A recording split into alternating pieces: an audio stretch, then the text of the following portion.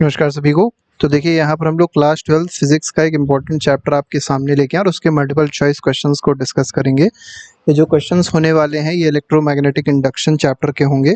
अगर आप school exam की या बोर्ड एग्ज़ाम की या किसी अदर कॉम्पिटिटिव एग्ज़ाम की तैयारी कर रहे हैं तो उसके लिए क्वेश्चंस बहुत ज़्यादा इंपॉर्टेंट होने वाले हैं। तो चलिए स्टार्ट करते हैं, देखते हैं फर्स्ट क्वेश्चन जो है उसमें क्या कहा गया। Who discovered that moving magnet can induce electric current in a coil? देखिए अगर कोई मैग्नेट है मूव कर रहा है, ठीक है, तो अगर मैग्नेट का मूवमेंट होता है तो आपको पता होगा फ्लक्स में चेंजेस आते हैं और उसकी वजह से क्या है कि इलेक्ट्रोमैग्नेटिक इंडक्शन होता है प्रोसेस, जिसकी वजह से करंट इंड्यूस हो जाता है कॉइल में। तो इस फिनोमेना को किसने डिस्कवर किया था ये बताना है। तो एम्पियर ने नहीं किया है, माइकल फैराडे ने किया है। तो बी ऑप्शन जो है बिल्कुल सही है इसका। What did Oersted experiment demonstrate? अब देखिए ऑर्स्टेड का जो एक्सपेरिमेंट था उसने क्या मतलब किस चीज़ को डिमॉन्स्ट्रेट कर रहे थे, क्या शो कर रहे थे। तो पहला कहा गया इलेक्ट्रिक करंट प्रोड्यूसेस लाइट, बिल्कुल गलत है। इलेक्ट्रिक करंट प्रोड्यूसेस साउंड, ये भी गलत है। तीसरा दिया गया electric current produces magnetic field, ये बिल्कुल सही है।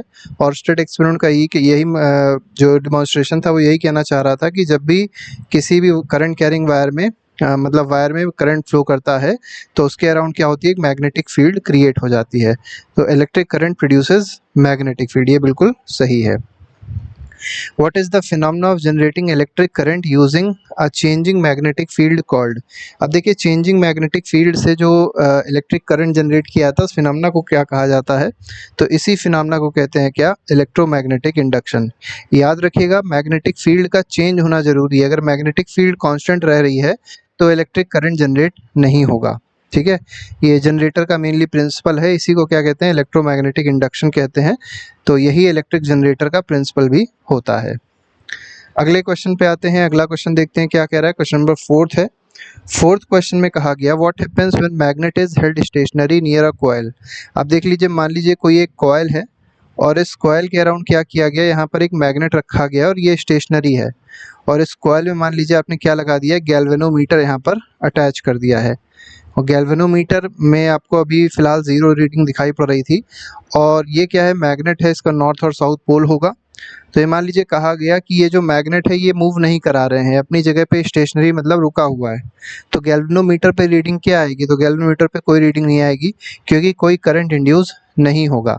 लेकिन अगर इस मैग्नेट को इधर मूव करा रहे हैं, इधर मूव करा रहे हैं तो गैल्वेनोमीटर में रीडिंग आती है क्योंकि मैग्नेटिक फील्ड चेंज हो रही होती है। ठीक है, क्वेश्चन नंबर 5 पे आते हैं। According to Lenz law the induced current always, देखिए बहुत ज़्यादा इंपॉर्टेंट क्वेश्चन है कि इंड्यूस्ड करंट क्या करता है। ठीक है, इंड्यूस्ड करंट का डायरेक्शन मेनली पूछा गया है, या जो पूछा गया है वो लेंज लॉ के हिसाब से पूछा गया है कि लेंज लॉ के हिसाब से जो इंड्यूस्ड करंट है वो करता क्या है। तो helps the change that caused it, बिल्कुल गलत। Is in the direction of magnetic field, ये भी गलत है। Opposes the change in magnetic flux, ये बिल्कुल सही है। जो मैग्नेटिक फ्लक्स में चेंज होता है उसको अपोज करता है कौन, इंड्यूस्ड करंट हमेशा करेगा, ये बात याद रखिएगा। ठीक है, तो सी ऑप्शन इसमें बिल्कुल सही हो जाएगा। चलिए क्वेश्चन नंबर 6 तो देखते हैं। Which of the following quantity is scalar quantity. अब देखिए स्केलर क्वांटिटी क्या होती है, जिसके पास क्या होगा, केवल मैग्नीट्यूड होगा, उसके पास कोई डायरेक्शन नहीं होती है। तो ऐसे क्वांटिटी को क्या कहते हैं, स्केलर क्वांटिटी कहते हैं। और एक होती है वेक्टर क्वांटिटी, जिसके पास मैग्नीट्यूड और डायरेक्शन दोनों चीज़ें होती हैं, तो उसको वेक्टर क्वांटिटी कहा जाएगा। तो इलेक्ट्रिक फील्ड वेक्टर है, मैग्नेटिक फील्ड भी वेक्टर क्वांटिटी है, इलेक्ट्रोमोटिव फोर्स भी वेक्टर है, लेकिन मैग्नेटिक फ्लक्स जो है ये कैसी क्वांटिटी है, स्केलर क्वांटिटी है। तो सी ऑप्शन इसमें बिल्कुल सही है। आगे बढ़ते हैं, क्वेश्चन नंबर 7 देखते हैं। इसमें कहा गया है, देखिए बहुत इंपॉर्टेंट ये भी क्वेश्चन है। SI unit of magnetic flux, magnetic flux की एसआई यूनिट पूछी गई है और कई बार लोग इसको छोड़ देते हैं। देखिए टेस्ला जो होती है मैग्नेटिक फील्ड की एसआई यूनिट होती है, मैग्नेटिक फील्ड स्ट्रेंथ की। ठीक है, लेकिन आपसे क्या पूछा गया है, पूछा गया मैग्नेटिक फ्लक्स की, तो ये क्या होती है, वेबर होती है। तो D option weber will be the correct answer. Faraday's law relates induced EMF to. अब देखिए फैराडे का जो लॉ है वो इंड्यूस्ड ईएमएफ को किससे रिलेट कर रहा है, ये आपको यहाँ पर बताना है।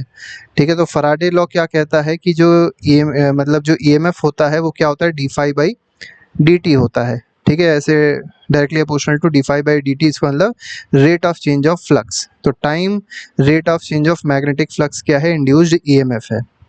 ठीक है, इंड्यूस्ड ईएमएफ की बात करी गई है, तो सी ऑप्शन इसमें बिल्कुल सही हो जाएगा। नेक्स्ट क्वेश्चन पे आते हैं, क्वेश्चन नंबर 9th देखेंगे। What happens to the induced EMF if number of turns in the coil increases. देखिए नंबर ऑफ टर्न्स अगर बढ़ रहे हैं तो इंड्यूस्ड ईएमएफ में क्या चेंज आएगा। तो आपको याद रखना है कि जो इंड्यूस्ड ईएमएफ होता है ये डायरेक्टली प्रोपोर्शनल होता है नंबर ऑफ टर्न्स के, ठीक है। इसका मतलब क्या हुआ कि नंबर ऑफ टर्न्स अगर कॉइल में बढ़ाएंगे आप तो क्या होगा, इंड्यूस्ड ईएमएफ भी इंक्रीज हो जाएगा, ठीक है। तो यहाँ पर it increases will be the correct answer. Question number 10th पे आते हैं।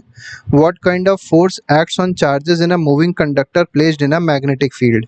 देखिए आपको ये बताना है कि फोर्स कौन सा एक्ट करता है on charges in a moving conductor. जैसे कोई मूविंग कंडक्टर है, ठीक है, तो मूविंग कंडक्टर में जो चार्जेस होंगे उस पे फोर्स कौन सा एक्ट कर रहा होगा। अगर उसको मैग्नेटिक फील्ड पे प्लेस कर दिया जाए तो इस फोर्स को लॉरेंट्ज फोर्स कहते हैं।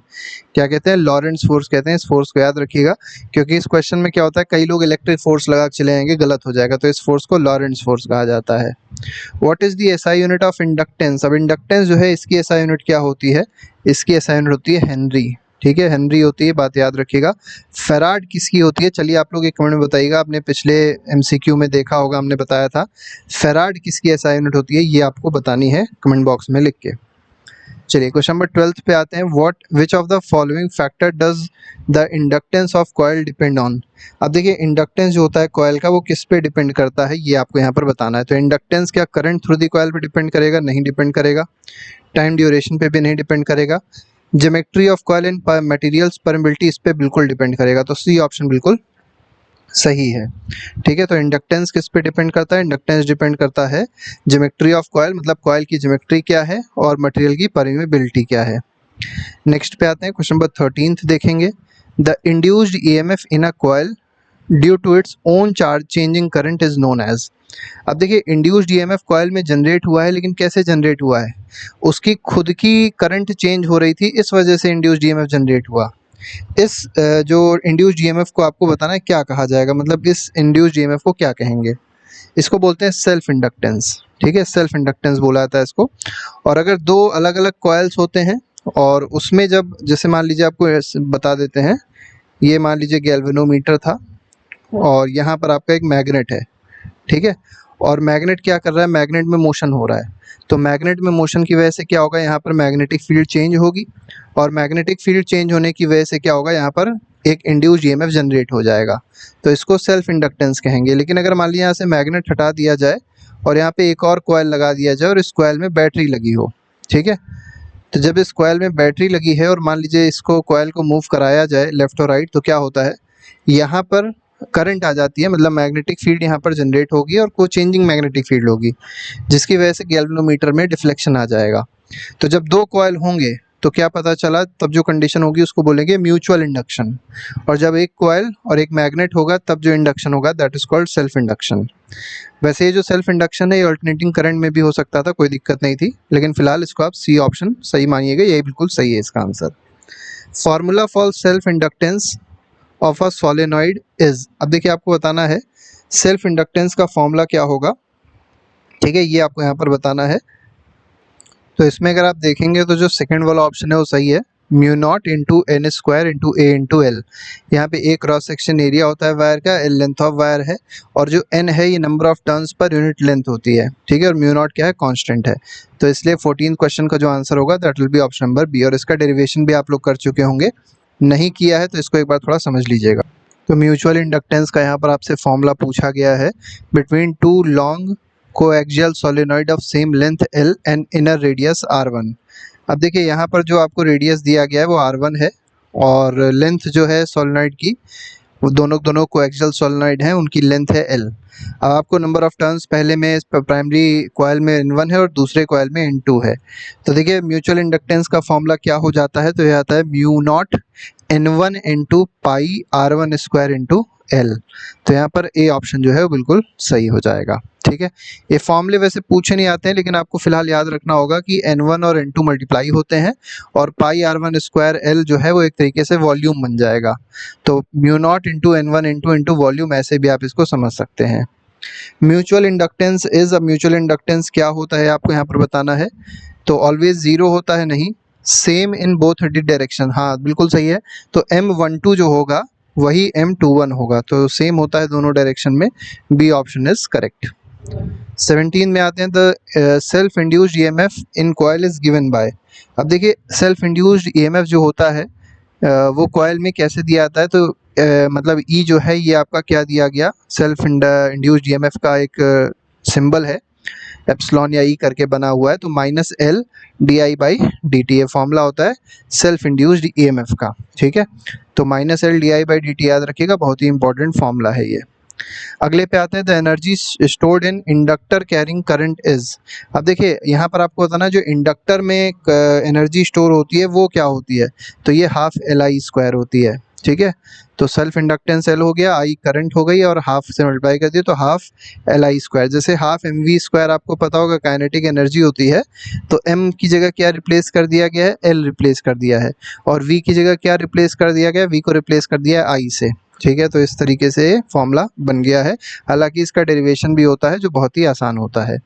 In an AC generator the EMF is given by. अब देखिए किसी भी एसी जनरेटर में, एसी का मतलब क्या है, ऑल्टरनेटिंग करंट है। अब ऑल्टरनेटिंग करंट का मतलब क्या है, करंट जो है वो लगातार चेंज हो रही है, किस फंक्शन में, साइन ओमेगा टी के फंक्शन में चेंज हो सकती है, कॉस ओमेगा टी के फंक्शन में चेंज हो सकती है, लेकिन वो चेंज हो रही होगी विद टाइम। अब आपको बताना है इसका जो फॉर्मूला है एसी जनरेटर में ईएमएफ का फॉर्मूला क्या होता है, ये यहाँ पर आपसे पूछा गया है। तो ईएमएफ का फॉर्मूला होता है एन बी ए साइन ओमेगा टी। ठीक है, ये हो जाएगा एन बी ए साइन ओमेगा टी। और अगर आपसे मान लिया पूछ लिया था कि इस एसी जनरेटर में जो एम्पलीट्यूड होगा ईएमएफ का वो क्या होगा, तो एन बी ए जो है यही आपका क्या है, एम्पलीट्यूड है, जहाँ number of turns, B magnetic field, A area, ऐसे आप मल्टीप्लाई कर लीजिए आपको मिल जाएगा। आगे बढ़ते हैं, नेक्स्ट क्वेश्चन देखेंगे, आखिरी सवाल है इस टॉपिक का। What is the frequency of AC produced by generators in India. अब देखिए इंडिया में जो जनरेटर्स होते हैं, जो एसी जनरेटर्स होते हैं, वो किस फ्रीक्वेंसी की एसी करंट प्रोड्यूस करते हैं आपसे पूछा गया है, तो 50 हर्ट्ज़ की एसी करंट प्रोड्यूस करते हैं। और 50 हर्ट्ज़ का मतलब क्या है कि इसकी फ्रीक्वेंसी कितनी है, 50 हर्ट्ज़ है। कभी कभी ये भी पूछ लिया जाता है 50 हर्ट्ज़ फ्रीक्वेंसी अगर कोई करंट है तो वो 1 सेकेंड में कितनी बार डायरेक्शन को चेंज करेगी वो करंट, तो याद रखिएगा 1 सेकेंड में वो 100 बार अपनी डायरेक्शन को चेंज करती है, क्योंकि आपको पता होगा एक साइकिल जो होती है उसमें 2 बार डायरेक्शन चेंज होती है, और यहाँ पर क्या है 50 साइकिल्स पर सेकेंड है। 50 हर्ट्ज़ का मतलब क्या हो गया, 50 साइकिल्स पर सेकेंड हो गया, मतलब 1 सेकेंड में 50 साइकिल चल रही हैं, तो एक साइकिल में कितनी बार डायरेक्शन चेंज हो रही थी, 2 बार, तो 50 साइकिल में कितनी बार डायरेक्शन चेंज होगी, 100 बार चेंज होगी। तो इस तरीके से भी आपसे क्वेश्चन कभी कभी पूछ लिए जाते हैं।